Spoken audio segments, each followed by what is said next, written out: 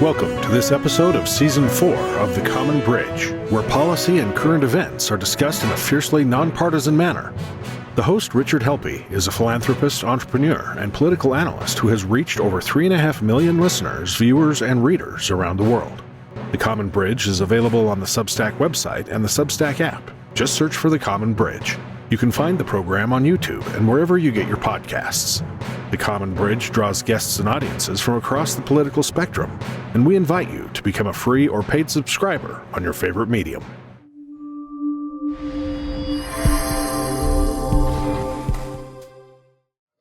Hello, welcome to the Common Bridge. I'm your host, Rich Helppie. Today we've got a guest from South Dakota, Joe Kirby. Why is Mr. Kirby here today? Well, the Common Bridge has covered many policy ideas and the specific laws about our most sacred privilege of self-governing. If that, of course, is the vote. We had Rob Ritchie, who talked about ranked choice voting in a two-part series, and I'd encourage you to listen to that, as well as Ellie Zupnik about his ideas around proportional representation. Stephen Hill educated our audience about election methods in other countries, and Professor Derek Muller talked about election laws. Today, our guest, Joe Kirby, will tell us about the push to have open primaries in the state of South Dakota. Mr. Kirby, welcome to the Common Bridge. How are you today? Thanks, Rich. I'm glad to be here. Great. Our audience likes to know a little bit about our guests, so if you don't mind, maybe where did you spend your early days and what's some highlights of your career arc and what are you up to now? I'm a fourth generation South Dakotan, lifetime Republican, and I retired many years ago, but I never stopped working. Kept working on trying to make my little world a better place. So my wife and I both are involved in that quite a bit. One project I was involved in is I rewrote the city charter for Sioux Falls and got that done back in the 90s. And that's really improved the trajectory of our city. We do projects like my wife and I sponsored a dog park in downtown Sioux Falls that has really enhanced downtown living for a bunch of people. And that's the kind of project we're involved in. My wife spearheaded an effort to bring a downtown music pavilion to our city, free housing for cancer patients. That's the kind of project. I've convinced myself I can't make the world a better place, but I can make my little world maybe a little bit better. So very much philanthropically oriented. What did you do during your work life? I was involved in our family insurance company, and four of us bought the company with a leveraged buyout, ultimately sold it, and then retired. I'm a lawyer, a CPA by training, and I use that. I do strategic planning for nonprofits. I stay more active now than I was when I was working. We've all found that to be a common affliction as well. So let's talk a little bit about open primaries and how they work. And let's just start with the basics. Suppose one of our listeners or viewers or readers had never heard of open primaries. And for fun, let's suppose the subscriber is a person that might know the law like yourself, or as an engineer or a programmer. How does an open primary system work? What's the basic design of an open primary? Well, let's start with the primary system. We have an election system that evolved over the decades. It's not called out in our U.S. Constitution. It's not, the founding fathers didn't contemplate the party system that we've got today. It evolved over the decades. The two parties, Republican and Democrat, pretty much have absolute control of the system. So in primaries in most states are, you can vote in the Republican primary or the Democrat primary. And that all seemed to work pretty well for my parents. But then with the arrival of the internet, 24/7 news, social media, the intensity in our politics has changed. We just have hyper partisanship, and the parties are in control of the election process. So we end up with the people that make it to the general election in my state. The only ones that matter are Republicans because we're a very red state. And so whoever the party picks, that's going to be my representative, whether I agree with his philosophy or not. And half the people in my state are Democrat or independent. And so they really have no representation. It's not a good system. With open primaries, you'd change the whole thing. You'd have one single state-funded primary, let's say for governor. Might end up with 6 candidates want to be governor of South Dakota. Let's say 3 Republicans, 2 Democrats, and a Libertarian. Every voter would get to vote in the primary, and the 2 candidates that get the most votes move on to the general election. So we might end up with 2 Republicans, or a Republican and a Democrat, or maybe the Libertarian or an independent will rise to the occasion out of that. But the important thing is everybody gets to vote in the open primary, and candidates no longer can get elected by just appealing to their partisan few. They have to appeal to all voters in the state. So it's just a better way of encouraging your candidates to represent everyone in the state and letting everybody vote in the process. Well, I can see the appeal because the growing number of people that identify as independents, the number of people who would be excellent in elected office who won't put themselves through that primary system. And we all know lots of people that said, look, the Democrats are not a good way to run the country. The Republicans are not a good way to run the country. And those are my only 2 choices. Where are open primaries being used today? And if you can share with the readers and our listeners and viewers, what have the results been? Well, according to the Open Primaries National Organization, about half the states have some form of open primary. The true or most pure form I know is in existence in Washington and California, and most recently Alaska, which adopted not only open primaries, but ranked choice voting combined with that. So that's been a very interesting experiment that many of us in the country are keeping an eye on. It caused some of the right-wing Republicans to not be electable because they did not they didn't temper their message to appeal to all voters. They stayed partisan, and people like Sarah Palin lost out. So it's encouraging that the system seems to work in states, but even Texas has a form of open primary where I'm not sure how the system works there, but I was talking to someone there recently, and they say, yes, we have an open primary. So and we've discussed that on the show. In Alaska, in particular, there are those that said, "Look, the Republican Party got an overwhelming amount of votes, yet their 2 candidates split the vote, and therefore the Democrat went to the U.S. House of Representatives." So that there is a debate about whether that is a good outcome or not. Of course, politics being the center of debates. So is this being designed for South Dakota to become a less Republican state? Is that the objective? No, not at all. I think there's no suggestion that red states become less red with election reform, or that blue states become less blue.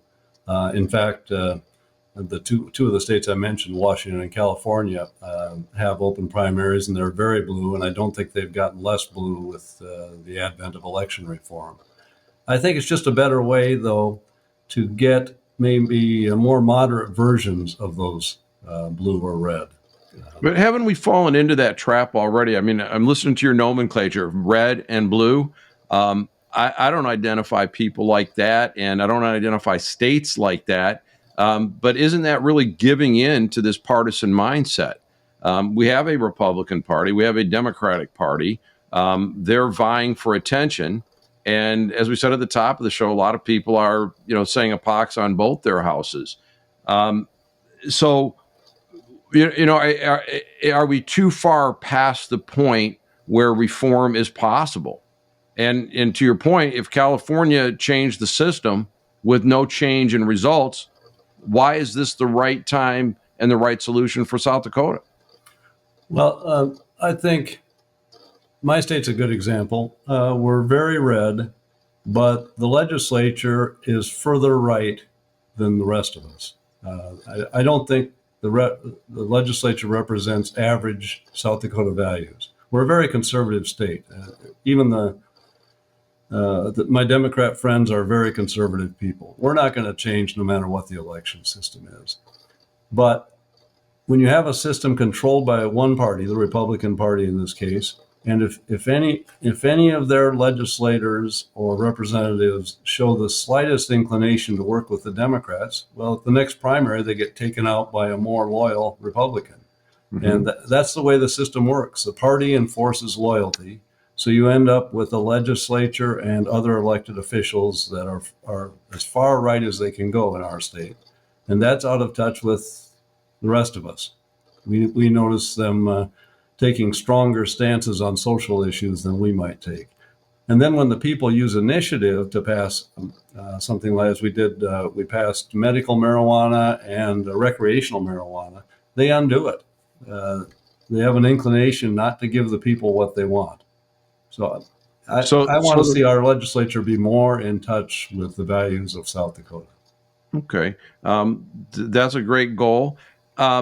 It occurred to me that in the last midterm, that the Democrats employed a strategy of using the primary system to vote heavily for very extreme right-wing Republicans in a successful effort, in many cases, to defeat them in the general election.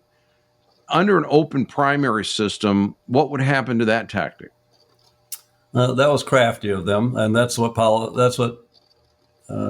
parties will do. They'll game the system, whatever it is. In an open primary, you got to make sure that your candidates are in the top two, one way or the other. So I would think you'd be voting for your candidates and not voting for the craziest person on the other side. What offices would have the open primary system in South Dakota, and what would remain on the partisan system? Okay, the office of governor would go to the open primaries, as would our legislature, and then all the federal offices. We have 2 U.S. senators and 1 congressman, and then our county offices. That leaves out a few other statewide offices that right now they're not elected at the. They don't go through the primary system. They're nominated at the party conventions because for the Attorney General, Secretary of State, and Public Utility Commission jobs, it's hard to raise money to run for those offices in a small state like South Dakota. So it would be put a real burden on candidates. That's been the thinking in the past. But once we get open primaries for the other offices, the legislature can always decide to add those offices to our open primary system. Nothing in our constitutional amendment will limit the legislature's ability to do that. Well, it sounds like the legislature may not like this. And if that's true, what are they saying against open primaries, or what do critics in general say about the open primary system?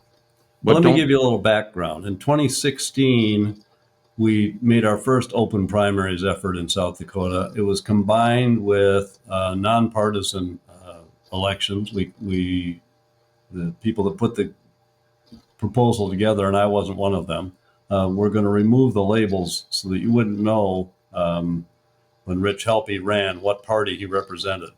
So that didn't. We lost that initiative. Because people didn't like the lack of transparency of not knowing what party each candidate was in. But that was a successful process in educating the voters of the state what open primaries is all about. We think there's a high level of awareness of what open primaries are. As far as Republicans in the legislature, right now they are traumatized a bit by their party convention, which happened earlier. It happened in 2022, because a right-wing element came in and pretty much took over and kicked out the Secretary of State, almost took out the lieutenant governor. So the elected officials in the state are a bit traumatized and thinking something does need to change here. And so we are not seeing much pushback or opposition to open primaries yet. we expect it will eventually develop. But so far, a lot of Republican leaders are saying, I can't support you publicly, but I want this to succeed. And I read up a little bit on your initiative that a candidate's indicated political party designation does not constitute or imply an endorsement by that political party, and they don't have to say what their party affiliation is. Why was that language included? I thought that was interesting. That was recommended by the national people that we deal with, and I guess it's to avoid any kind of arguments about local Republican leaders claiming this is our candidate. We don't want anybody else being able to say they're a Republican or Democrat or whichever. So we leave it up to the individual candidate to claim what they are. If they're trying to mislead, then that'll come out in the campaign. Great idea, then. That's very clever. Now, there's some other changes, too. So ranked choice voting, is that necessarily a part of open primaries? Because the folks that are advocates of ranked choice voting, they say that they like the idea of open primaries and then rank the final candidates, which is Alaska's system. I like ranked choice voting. In fact, I helped start Ranked Choice Voting South Dakota group that's encouraging that we get ranked choice voting in the future. So far, there aren't too many elections in South Dakota where we have to rank the candidates. There's usually two candidates. So ranking is not as impactful in a small state like South Dakota. It might be after we get to open primaries. But we also didn't want to do ranked choice voting at the same time as open primaries because it would double our education efforts and make us doubly vulnerable to attacks. And right now, the Republican Party, because of what happened in Alaska, the Republican Party nationally seems to have targeted ranked choice voting.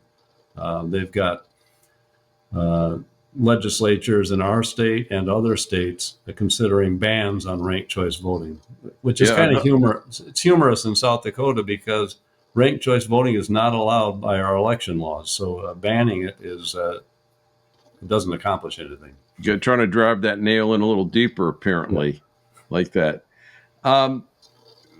So if we kind of think about what might happen, and of course nobody knows exactly, but once the rules are changed, it's everybody will try to game it, and maybe we should look at this historically as well. Could an open primary actually encourage additional candidates in the mix for the sole purposes of trying to stir things up and force a runoff? Well, with open primaries, there's always the runoff, the general election. So the top two will advance, even if there's only two from the open primary. I think it might encourage other candidates for other parties to at least show up for the vote, because we have libertarians run in South Dakota for all this or most of the statewide offices already. I would think they'll participate in the primary as well. There are advocates for more political parties in order to reflect, a more diverse desire on the part of the electorate. So would open primaries help, or would they hinder, or would they be neutral to the formation of new parties?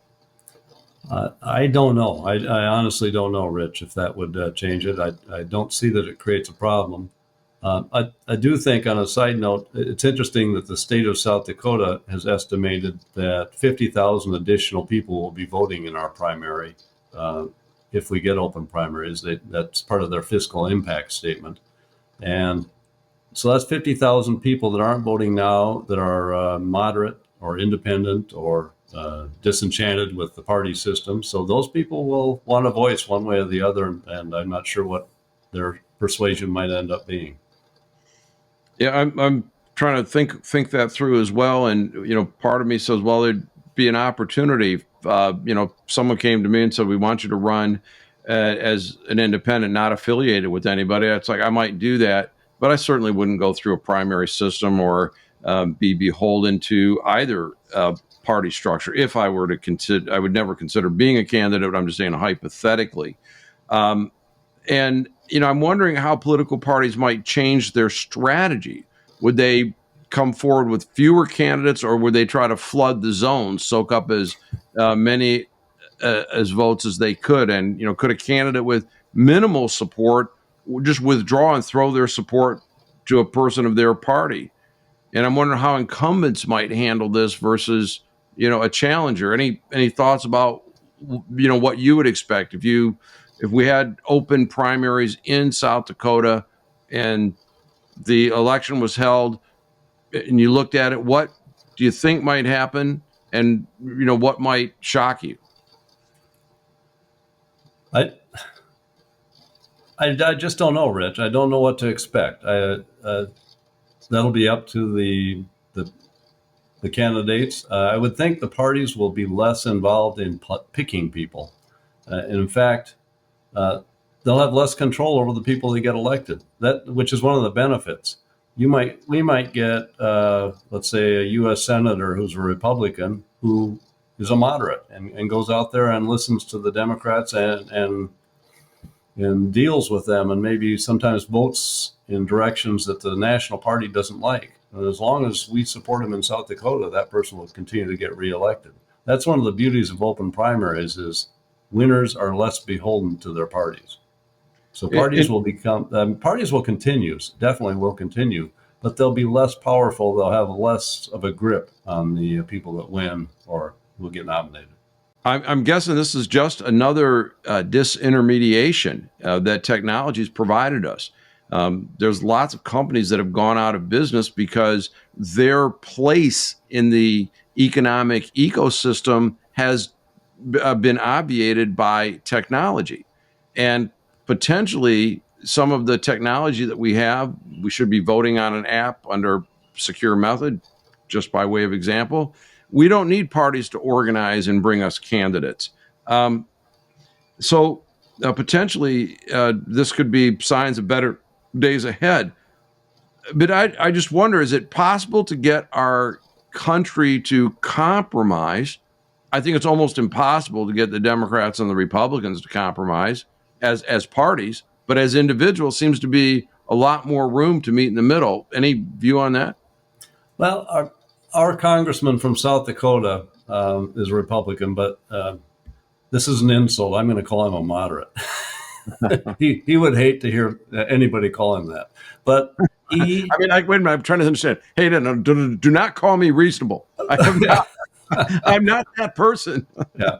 Well, he was attacked in his primary from somebody on the right, as was John Thune, our senator up for re-election, who's a conservative, as was Kristi Noem, our Republican conservative governor. They all faced challenges from the right at the last primary.